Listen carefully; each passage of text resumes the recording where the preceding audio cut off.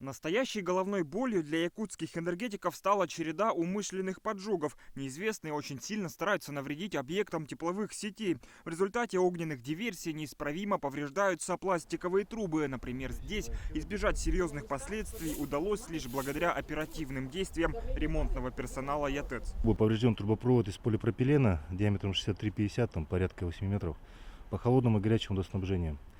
На 3 часа без воды остались объект муниципального образования, школа номер 15, жилые дома по улице Калец, 1/1.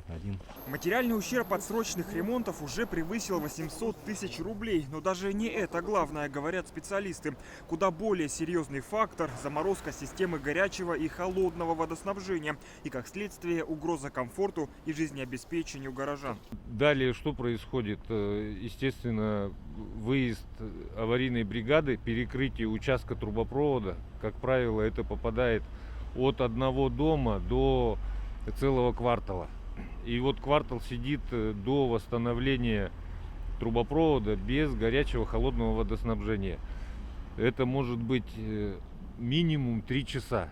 86 случаев умышленного поджога квартальных сетей выявлено в Якутске с января прошлого года. Все факты Якутскэнерго фиксирует, а материалы по ним направляет в правоохранительные органы. По некоторым из них уже возбуждено уголовное дело. Да, действительно, у нас по городу Якутску зафиксировано ряд возгораний теплотрасс под многоквартирными домами Бестужево-Марлинского, Кальвица, Кузьмина. В настоящее время по возбужденному уголовному делу проводится ряд оперативно-розыскных мероприятий на установление виновных лиц, а также всех обстоятельств произошедшего. Энергетики призывают жителей города Якутска к бдительности и сообщать о любой подозрительной деятельности посторонних лиц под домами или вблизи теплокоммуникаций в правоохранительные органы или управляющую компанию. Специалисты Якутскэнерго уверены, что к поджогам тепловых сетей вполне может быть причастен один человек, поэтому не учитывать этот факт при поиске таинственного поджигателя нельзя.